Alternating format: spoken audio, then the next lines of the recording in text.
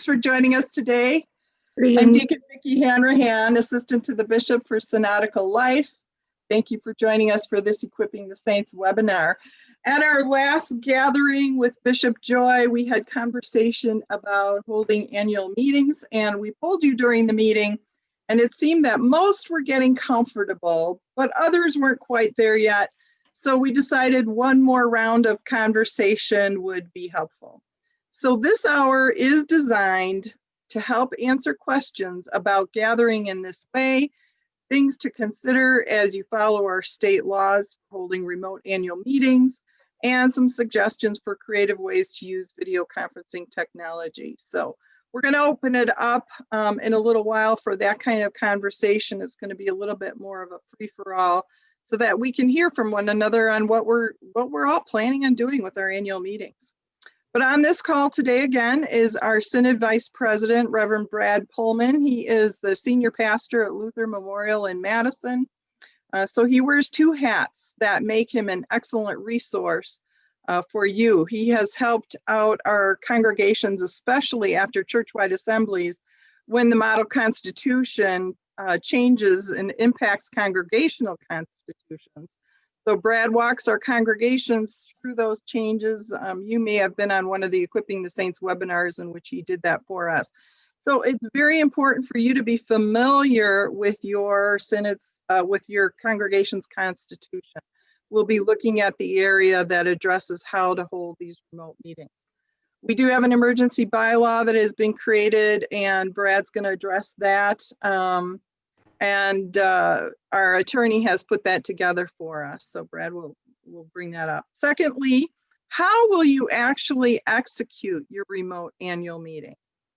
We've invited Reverend Fred Rilling back again from St. John's and Prairie du Sac to answer any questions that you may have after our last conversation where he explained how their church is doing, or their church did their remote annual meeting. Some questions may have come to mind since then. He's online to answer those. They're one of those congregations that holds their annual meeting in the fall, so they've already done theirs remotely, and so he's a great resource for us. Then I'll also spend a few minutes at the end talking about some additional resources that are available that we recommend that you use. Before I hand it over to Bishop Joy for prayer, I do want to tell you that we are recording this webinar for those who are unable to make it. They can listen to it, or for you, if you want to go back and revisit anything that you missed, those are always available on our Synod website. And the Congregational Resources page, or no, it's called webinars. I think just go scsw-elca.org/webinars. And now I'll hand it over to Bishop Joy for a word of prayer. Good afternoon, everyone. It's good to see you all again. I hope that you all had a wonderful Christmas and were able to get some time to rest and rejuvenate as well. On Tuesday, January 5th, as we look forward to Epiphany, I'm going to just share from Bread for the Day. And the reading is from Luke chapter 6, verse 27 through 31. Jesus said to his disciples, "But I say to you that listen, love your enemies, do good to those who hate you, bless those who curse you, pray for those who abuse you. If anyone strikes you on the cheek, offer the other also. And from anyone who takes away your coat, do not withhold even your shirt. Give to everyone who begs from you, and if anyone takes away your goods, do not ask for them again. Do to others as you would have them do to you." Let us pray. Love divine, your grace endures from generation to generation. You love us abundantly, yet we struggle to love ourselves and our neighbors. Equip us to give and to receive compassion for ourselves and our neighbors. Amen. So thank you for joining us as we continue to get a little clarity around our annual meetings and how we're doing them, how we're doing them in these uncertain times. So I'm going to throw it over to Brad, who's going to refresh us about our emergency resolution and talk with us a little bit and get us started this hour. So Brad. Thank you, Bishop Joy. Mhm. I want to walk through some structural stuff for doing a annual meeting, congregational meeting remotely. Feel free to jump in and ask questions, interrupt, whatever. If you have the 2019 model constitution already, which is about 25, 30 of our congregations, then there's nothing to do. You're all set structurally, legally, because it has a line in there allowing for remote, digitally remote annual meetings, provided you could do simultaneous oral communication, which is like this meeting here. We can all talk to one another. If you don't have that, which is the majority of our congregations who have yet to update the newest constitution, then as Vicki has already mentioned, the Synod Attorney David Moore put together an emergency bylaw. State of Wisconsin allows corporations to pass an emergency bylaw, so your congregation council can do that, and it would be in effect until your congregation can gather together in the same room at the same time, right, till the pandemic's over. And you can find that boilerplate on the Synod website. After our last gathering in the end of December, a couple questions were raised, and David Moore updated that, made some slight changes. And so that the updated version either is or will be soon on the website, and you can get that there. So again, legally, you're all set, provided you could do simultaneous oral communication. Everything after that's practical. And what I learned from our last gathering is we have some congregations that were quite adept already at video conferencing, even before the pandemic, really honed those skills and seem to be moving along toward an annual meeting or other congregational meetings quite well. Way on the other end of the spectrum is congregations that really don't use any sort of digital communication, and congregations who may in fact be resistant to gathering together, or you may have the majority of your people who can't. And how do you gather a quorum of people together if a large part of your congregation cannot or will not connect in these sort of ways? That's just a very different, I think, set of challenges. But I think there's some good expertise in the room and things we've learned and things Fred can tell us about that. My congregation has our annual meeting the first Sunday in February, and we will be doing that on Zoom, much like we're doing here. Since we have really nothing controversial, I'm trying to slide in a 40% increase to pastors' pay, see if anybody notices,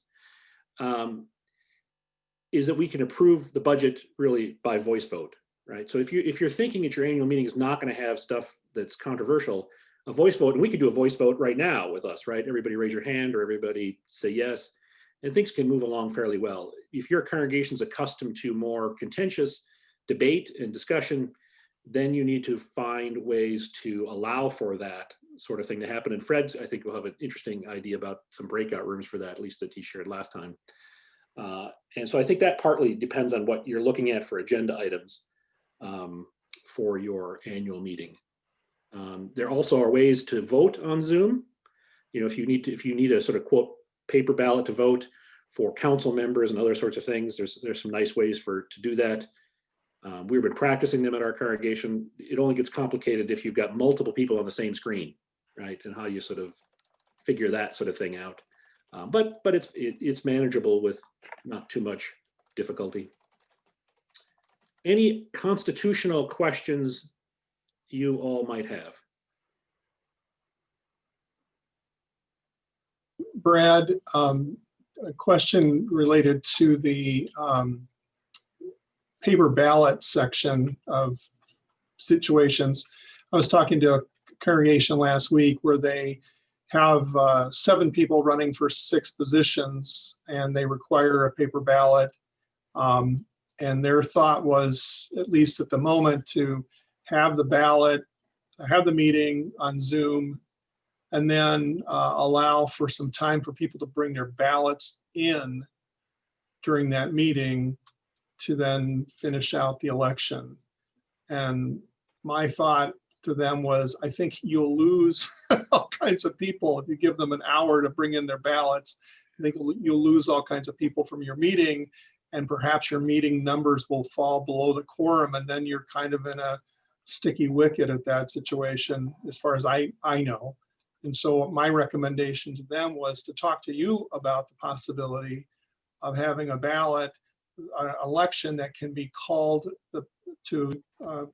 called like normally. We're going to have now an election to vote for so-and-so people. And that when the ballots can be turned in anytime, but they have to be turned in by the people who are voting and all that kind of stuff before them, but after the meeting is officially closed. And the question was whether that was constitutionally okay or not. Well, two things. I mean, a congregation could do what the synod did at the last assembly, which was the first motion we had was not allowing for motions from the floor, right? So that we didn't have to deal with motions from the floor in a digital context where then all of a sudden you have to figure out what do we do with additions to people running for office. So if a congregation has 6 vacancies, the cleanest thing is to have 6 nominees, right? And then have a motion at the beginning not to have additions from the floor. In this case, they already have 7. Right. So I'm not sure how that came about, but that Yeah. was their situation. I think you could bend it by saying, put the vote the last agenda item and say votes will be, technically speaking, the meeting will be going on for the next 60 minutes, but we're going to do our closing prayer and, really sort of practically speaking, close it and just give people a timestamp that the meeting really ends, whatever, 60 minutes after you're done. And then people have to drive in their ballots, I suppose. But they'd also want to be careful. Traditionally, you have to have at least 51% to be elected to something. If you've got 7 people with 6 things, well, you should end up with more than 50% for all of them. Never mind. If you had 18 people running, it'd be different. Yeah, it's a bit messy. And I think that driving thing in works for some of our small congregations, or congregations that are all in the same geographic area. Yeah. Maybe work less so for other congregations. Good question, though. Other questions? Constitutional, particularly?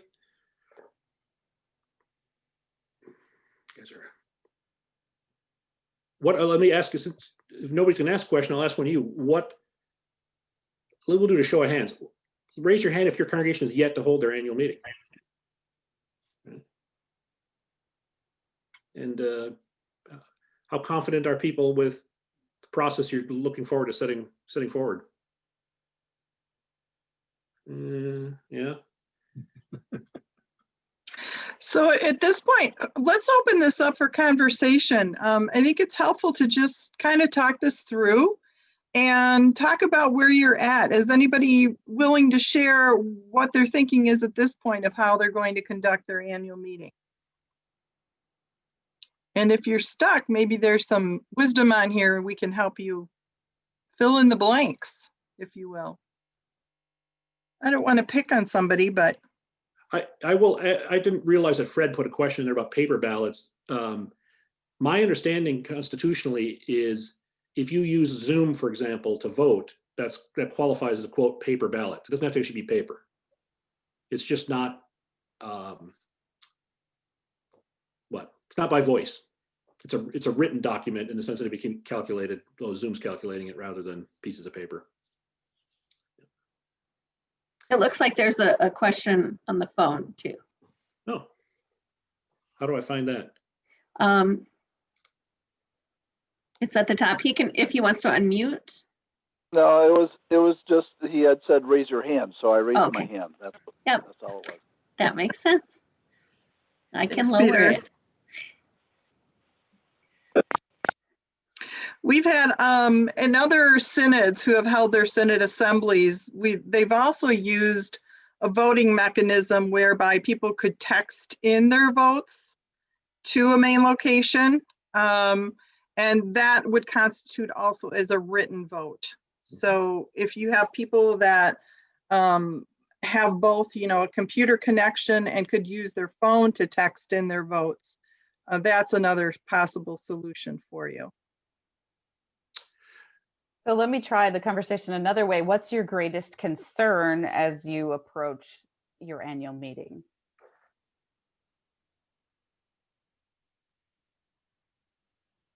Brad won't get his 40% increase. Well, that is my concern for Brad as well. I mean, he may get 35, but probably not 40. Aside from Brad and his raise, what's your concern as you approach your annual meeting? I mean, this year, obviously, it's going to be very different. But as you look at, is it your technology not working? Is it the process of using the technology, or what would be helpful to talk through during this time? Go ahead, Kathy. Some of the suggestions have already been made. The congregation I lead is a very rural and we have very spotty connectivity, and people just don't use things like Zoom. So it wouldn't help to be trained. When we have sessions, adult ed or whatever, we might get 2 people. So our concern is that, what we have figured out is in the bylaws, we do not have a date set for an annual meeting. When they revised their bylaws a couple of years ago, they intentionally didn't put a date in 2 years ago or a year ago. So they would like to push back their annual meeting, but they're also going to try and approve their budget first and do some of these things you all are talking about, perhaps putting, texting in your answers or whatever.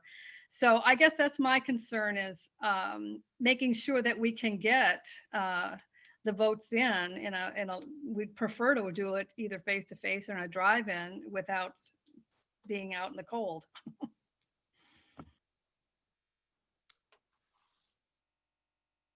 Sure. Well, I mean, this time of year, I mean, if you're going to hold your annual meeting, you can't hardly get around doing it out while you're out in the cold, I guess.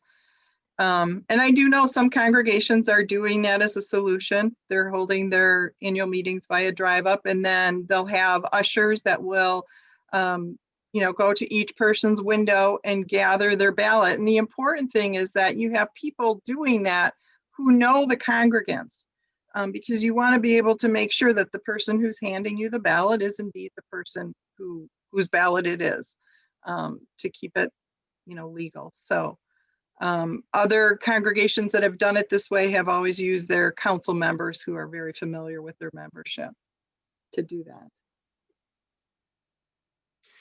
It probably, if you were not at the last meeting, it bears repeating to a couple questions along these lines that Senate Attorney David Moore mentioned, is that it may be the case that you cannot, during a pandemic, fulfill everything that is in your Constitution, but as long as you're making sort of best efforts at it. So he mentioned, if your Constitution says your annual meeting must be in the month of January or must be on this date, and it can't be, then all we can do is act in the best way we can, and to provide sort of some legal security as a nonprofit corporation. Some congregations I've heard are talking about maybe delaying their annual meeting until spring or summer, but then it's sometimes having to deal with the issues of council elections and or approval of budget, the 2 things that sort of occur at annual meetings. Yeah. Tricky.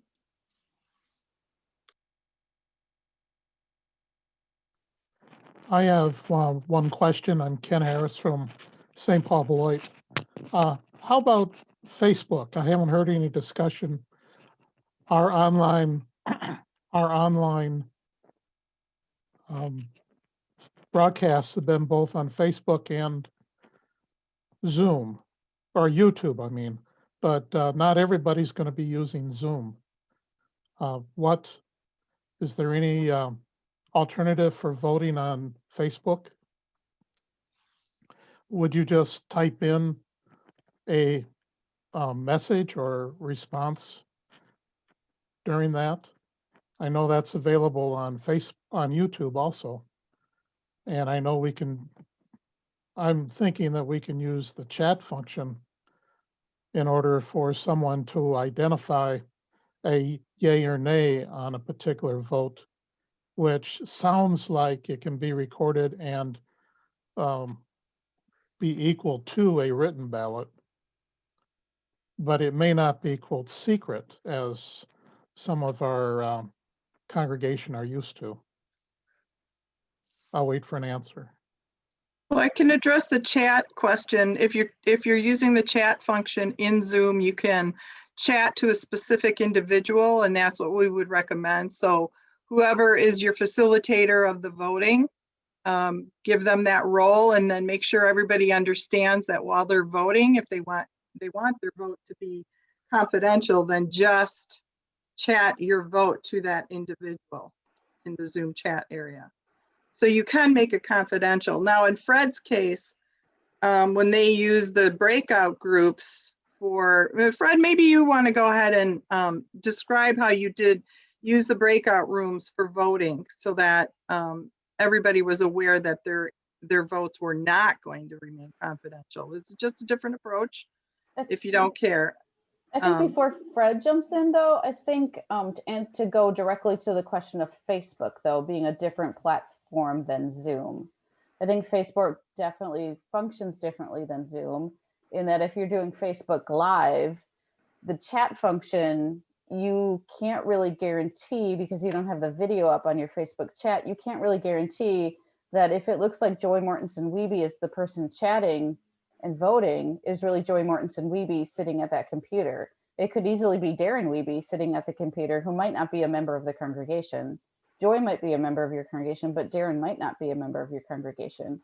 In the history of our married life, we've very rarely been members of the same congregation. So I think verifying the vote would be more difficult because you wouldn't also have the video verification. At least that's my first gut reaction. I don't know what Brad might say to that, or Fred, or some others who are more savvy, but that's my first gut thought to the Facebook platform. It's a bit different. You don't have that immediate video if you're just doing it via live stream.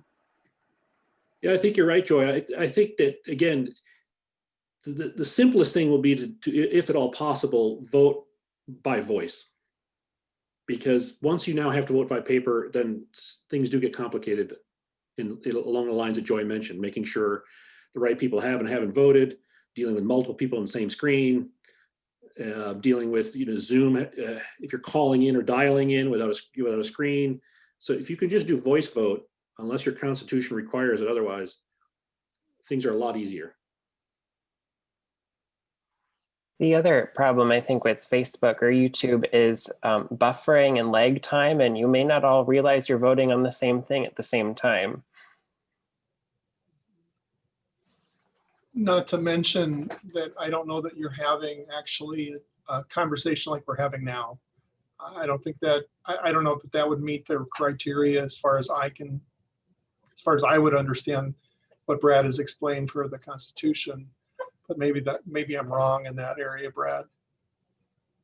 I've never used Facebook Live, so I really don't know. But yes, whatever you do, it has to allow the sort of thing we're doing now, live conversation.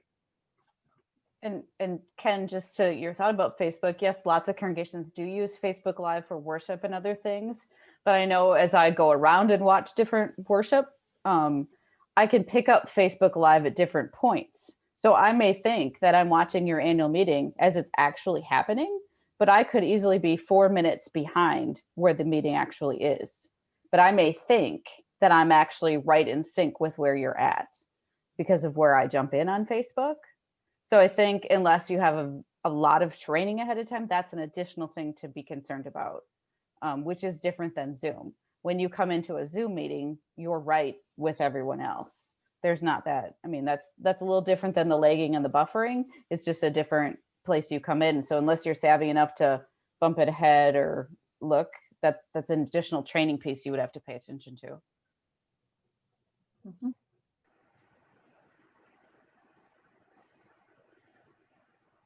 And regarding the voice vote part of it too, is that you have to allow for each person to vote if you're using a voice vote. And we found that thinking about that, we thought, well, let's make smaller groups so that it doesn't take as long to kind of sort through who's voting and who isn't. And each one of the small groups then had a leader who was making sure that everybody's voice was heard and recording all the voices so that it was, if there's 5 people in the group, they said, Fred and Chris Rilling voted aye, Brad Pullman no, and that kind of stuff, so that information was available to the group as well as to the folks who might be going, Fred is not a member and why is he voting, that kind of thing. And again, if you've got contentious votes or real close votes, or you've got a real,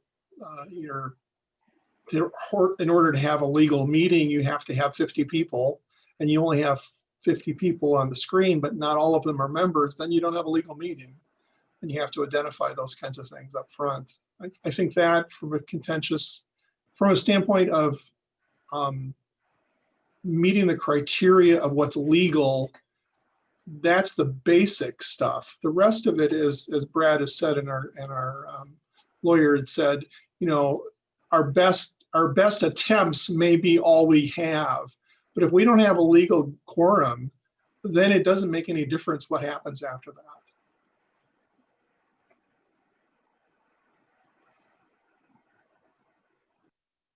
This is Ken from St. Paul and Beloit again. It sounds like unanimous consent would be a wonderful tool for getting through a lot of this.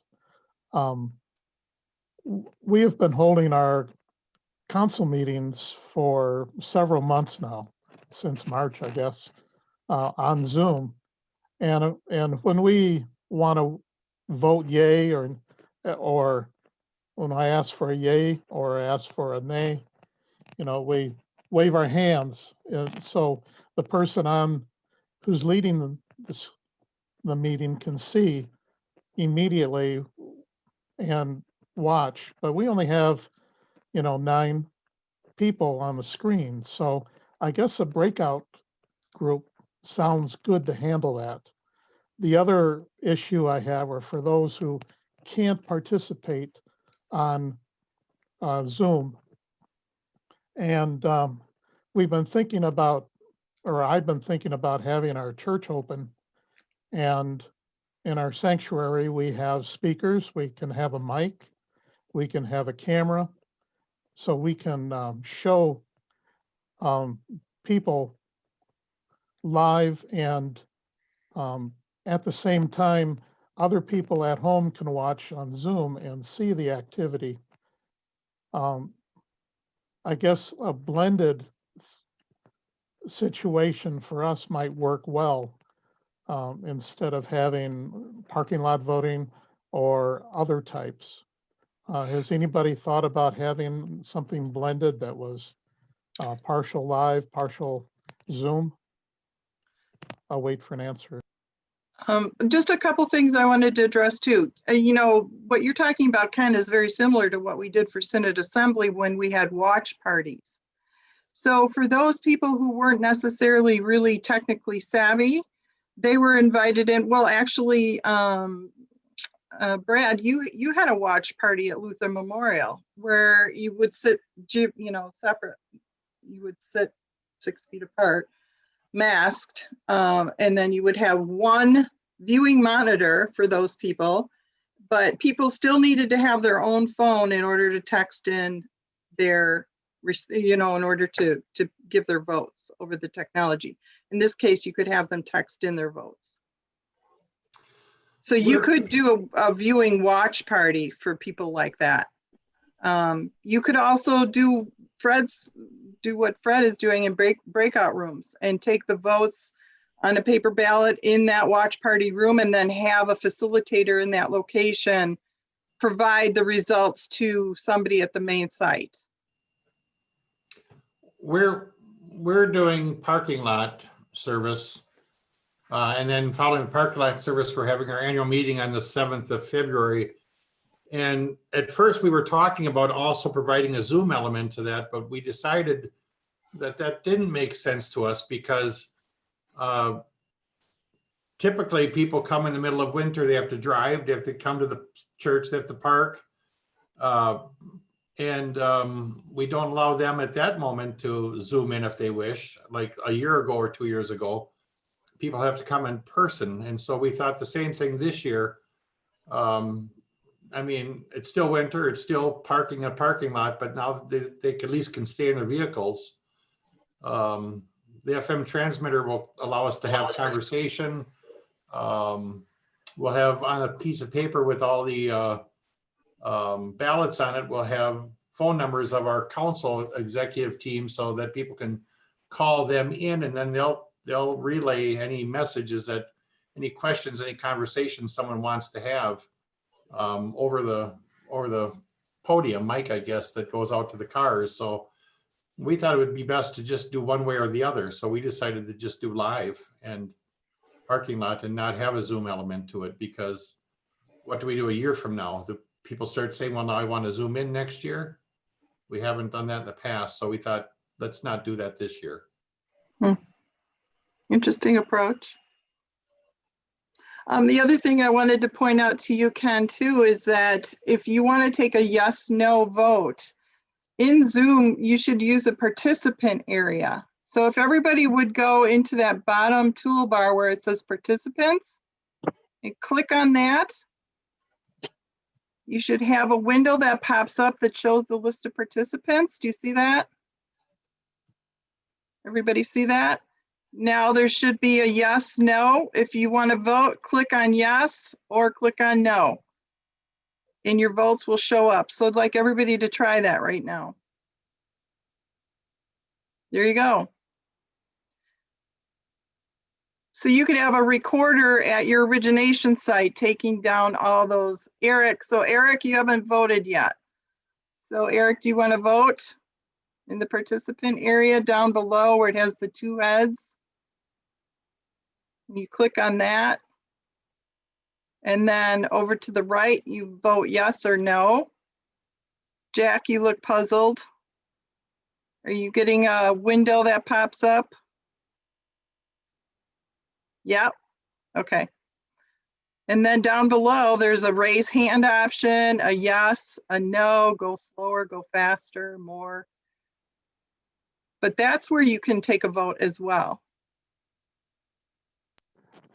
This is Ken again. I noticed that Eric Jelinek is in on the picture with Jennifer. Jennifer is the one who is listed in the list. So I know Eric can vote. So how would the second person in a single computer with Zoom vote? You would need to have your own connection. Or what we've tested, Vicki, for our congregation is if you, let's say you're going to approve the budget, all those in favor of approving the 2021 budget, and then it'll say person one, yes or no, person two, yes or no. And so you can do it sort of that way if you set up that. We've not been able to figure out if you got person 7 or 8 on the screen. I mean, at some point, there's just a limitation to what you can do by Zoom. But if you have 2 people, we've found a way to make that happen. And again, if you start off your process by identifying who's at your meeting, then you can solve that solution by, if there's 7 people in one group using one device.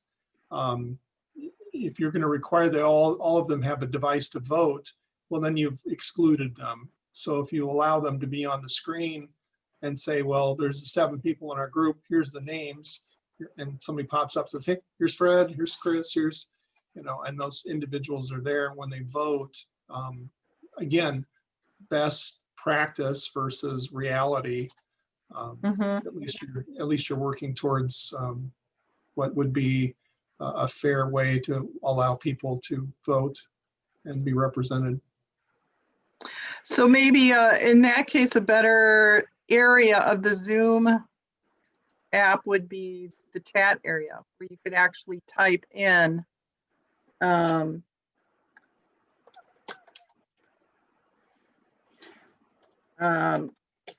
yes, 2 no, something like that.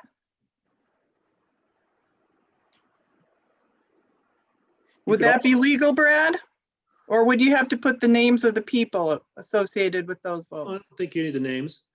Another option would be have a teller, who's ever doing accounting, and everybody text them their voting. And this is particularly the case, as the question that came up is if you're calling into the Zoom meeting without a video, that would be an alternative. So texting it in or using the chat, as Vicki said, and we said before, maybe chat it all to the same person rather than to everyone. Right. Yep.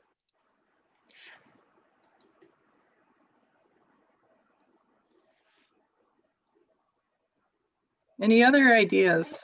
I think in the case, I'm sorry, but in the case of like just 2 people or a couple, you could just use your own email and both email in from a separate link. You can watch on one, mute the other, and then you're still able to vote on your own. I mean, I think it's different when there's a watch party type situation, but if it was just like Jennifer and Eric, they can each have their own device, but maybe just be watching on one of them. Mhm. This is Peter. That we are using designated cell phones. And I mean, we don't have a large number of people, so it's not going to be a big deal, but that people call in and just say who they are and what their votes are, and then they hang up and then wait for the next person to come in, or they can text it in. But using 2 designated cell phones for yes and no. Peter, that's a good comment. And I remember at our last meeting, you had a really nice comment, which is for congregations that have some technology challenges, is you could do a group audio annual meeting and non-video. Yeah. Mm-hmm. Yeah, we're doing phone conference.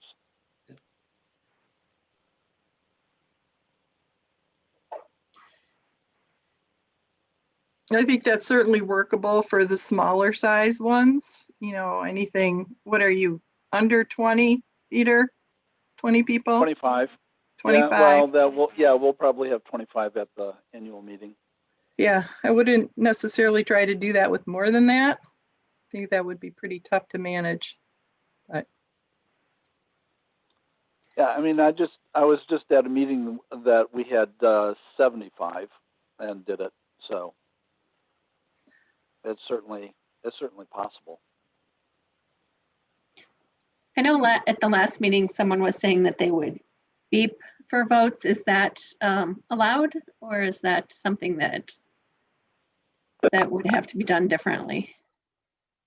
honking for votes, Yeah, I think. honking for votes. Just wondering about that, Brad.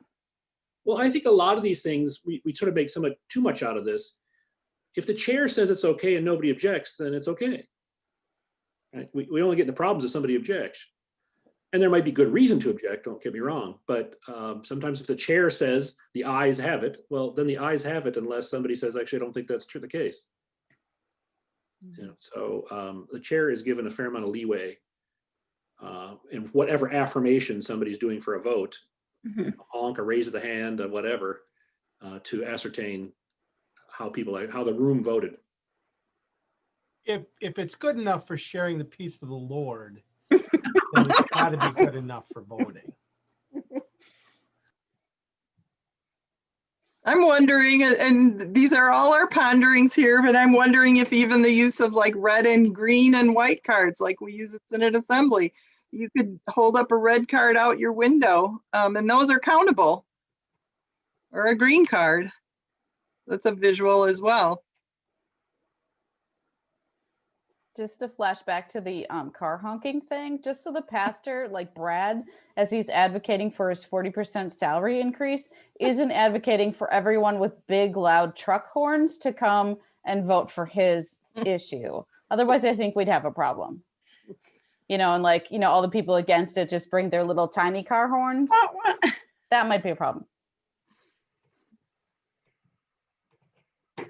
In all things, I think it's important that we practice too. I highly recommend that if not with everybody, you get a group of your council members to kind of walk through your whole scenario a couple days before and iron out any of the wrinkles. And we did that for Senate Assembly. We had y'all practice the night before, and everybody said that that was super, super helpful to be able to just kind of log on and practice voting before the real thing occurred. So we highly recommend doing that. It's worth it.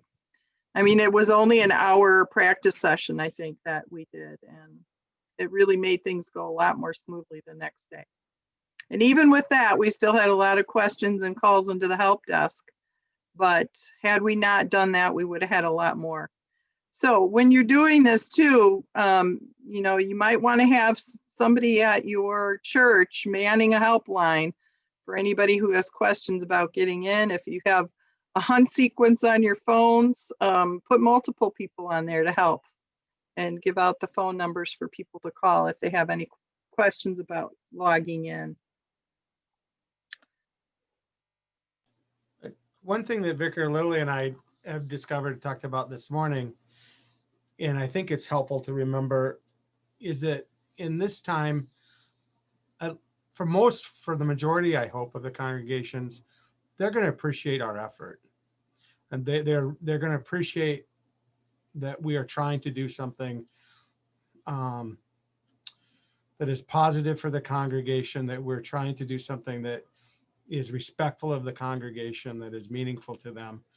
And we've discovered at our two congregations quite a bit of grace that I would say for the majority of the congregations, I hope that's the case. That we've done our work throughout the year, that we've done our work of connecting with people and caring for people, and that they're just going to be appreciative to know that we're doing the best we can, and that they're going to be graceful.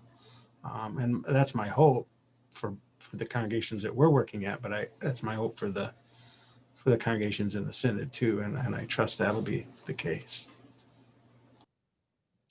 I want to say yes to that as well, Dick, that our experience was exactly like that. We did the best we could to prep and train and do all the things that we could do beforehand.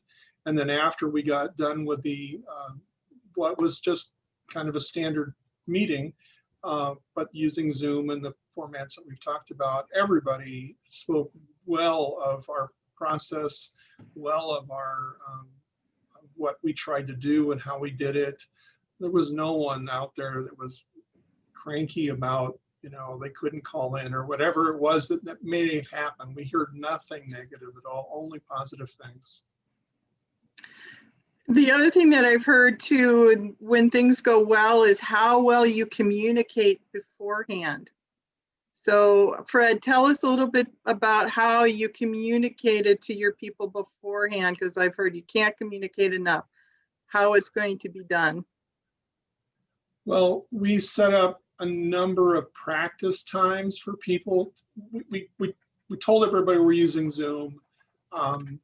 And because Zoom has a phone, a regular landline connection that you can make, that meant that either you could use your internet, and if you didn't have internet, you could use your phone. The only thing is if somebody didn't literally have a phone, and we didn't have anybody that was in that situation.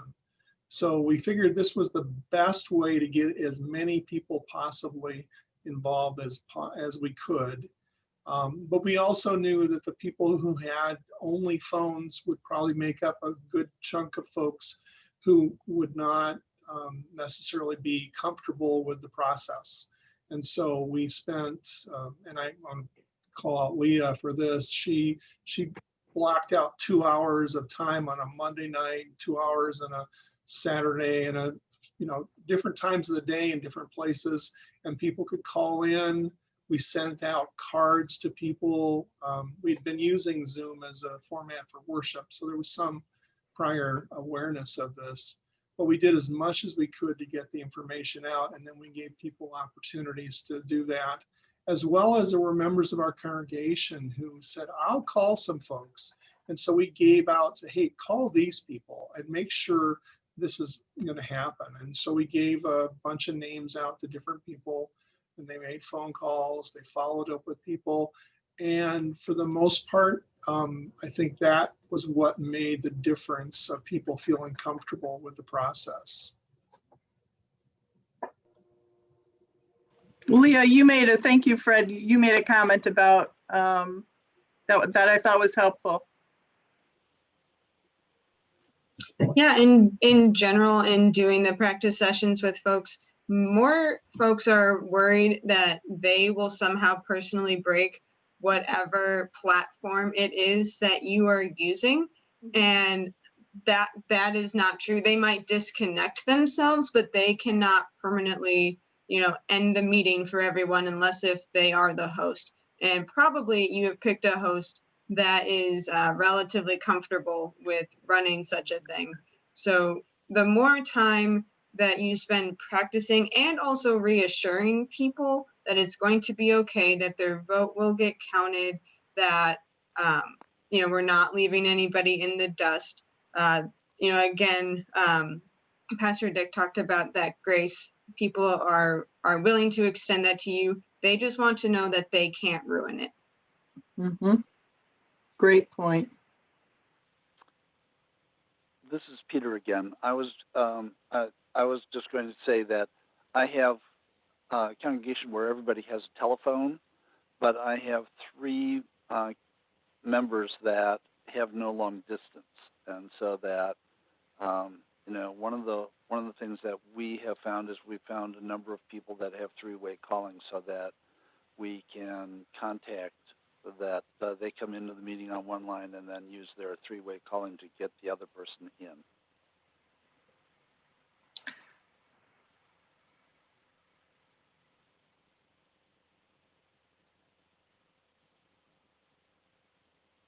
Sure.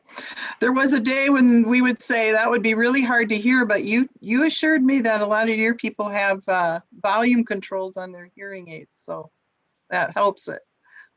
And on their telephones. And on their telephones, yeah, right. And I think 3-way calling is a lot better than it used to be. You can hear people just as if they're on their own line. Yeah. So does anybody in the group have any advice for those who are planning to delay their meeting? What they're planning to do? Do they set it? Are they setting a particular date? Are they leaving it open-ended? And what are you thinking about? I kind of like the idea about calling people to calm fears in terms of making this decision. Our council is leaning strongly in that direction. So primarily because we can't seem to find a way to get enough people to feel like we're going to have a quorum at some levels. So.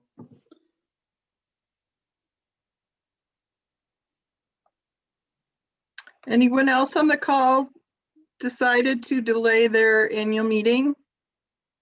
And how you're going about communicating that? That is a conversation here in Lancaster with one of my churches. My smaller church is ready to go with Zoom.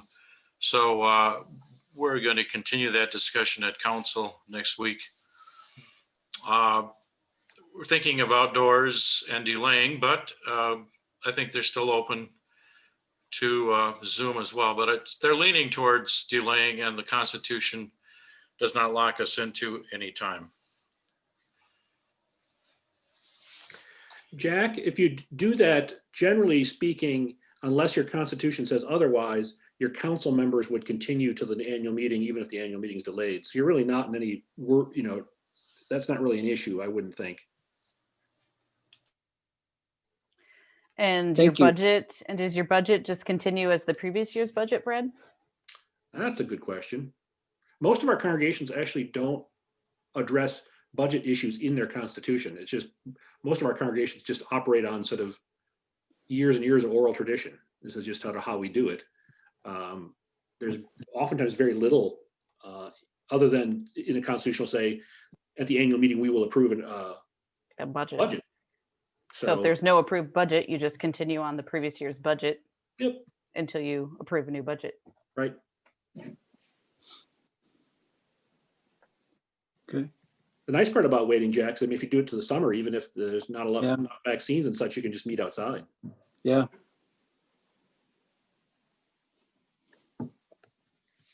Yeah, that's what we're thinking. At least nice weather, so April or later, probably. Looks like Robert Newbert, your church is delaying as well. Yeah, we have too many people that were very concerned about trying to do Zoom in any form.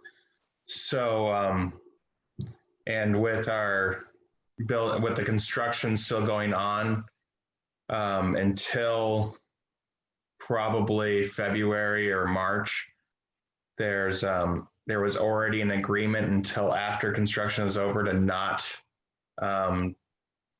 change anybody's offices on council just to keep that continuation through the entire process. So there's no real push that we need to have anything voted on. Basically, our big thing would be to just give updates on the building project. And we've been trying to send out weekly emails regarding that anyway. So that's the only thing anybody, so it hasn't caused any controversy thus far.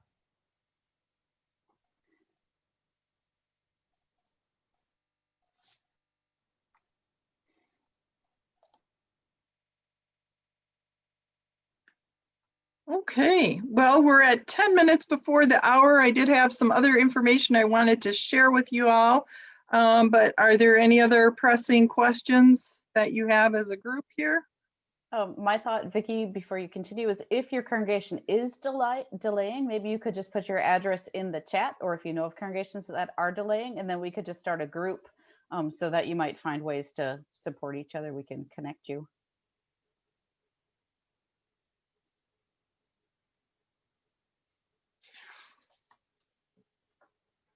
Okay, well, I wanted to spend a few minutes talking about other resources for your annual meetings that have been created for your use and encourage you to use them. And I invite you to think about these resources a little differently this year as electronic enhancements to your annual meetings. These resources are available digitally and they've been enhanced with keeping that in mind, that a lot of these annual meetings will be handled over webinars.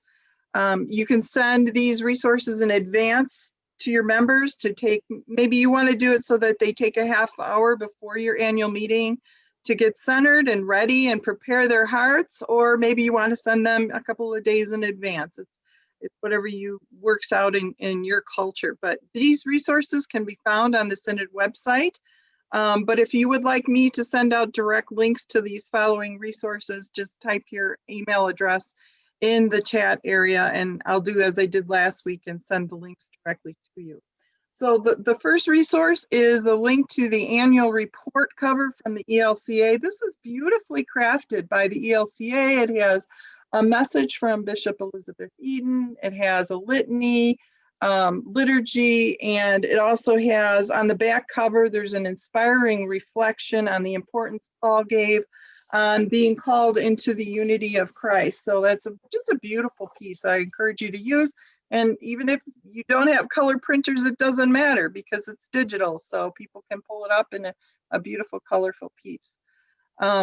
You'll also find the Synod's narrative spending plan, which has also been thoughtfully crafted and speaks to how your members' offerings are used and how that money comes back to them in various forms. So we highly recommend you sending out a link to our digital version of the Synod's narrative spending plan. We also encourage you to use the video created by the ELCA, how your offerings are used. It's a very clear explanation of how our offerings are used to make a difference in our communities, in our synod, and in our world. And it's really not enough to share these resources in a one and done kind of way, because we know that your membership is fluid and you have new people joining all the time, or, you know, people pay attention to information in different ways and at different times in their faith journey. So sometimes, you know, you say, well, we put that out every year. Well, it can resonate differently with people at different times. So keep putting these resources in front of your people. And again, if you'd like direct links to these resources, type your email address in the chat area and I'll send an email out after the call with direct links to these. The last one that I really highly recommend, which is really cool this year, is the ELCA's Stories of Faith and Action. It's a real neat digital application for this magazine, which people love to read. I think especially the older generations look forward to reading these stories of how God is at work in our world and through our Lutherans in our 65 synods. So those are the resources I highly recommend bringing forward to your people. Don't forget, they're available to you on the Synod website. And again, I'll send the links out if you type in your email in the chat area. So Bishop Joy, any final comments before we close? Just to let you know, I'm working on an annual report letter. At first I was like, well, I'm, kind of a late comer to the year. But I will be working on an annual report letter because your annual meetings are spread quite a bit out. And I hope to have that up on the Synod website by the end of the week. So if you want to include that in your annual reports, those of you who will have time to do that, if it gets out there by the end of the week, you're welcome to do that. We'll have that up for you to include if you wish. So thank you for joining us today.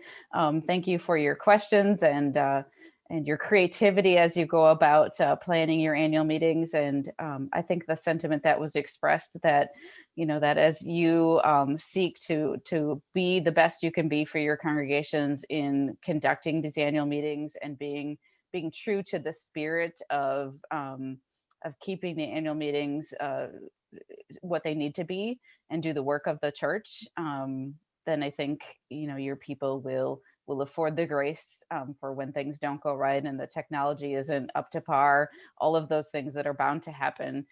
So please know that I continue to pray for each of you as you undertake this yet another new thing that you're being called into for this pandemic ministry. So thank you for your courage in undertaking it, and thank you for joining us today. That ends today's session. Have a good evening. Thanks again for attending this Equipping the Saints webinar. It's always better with you here. God bless.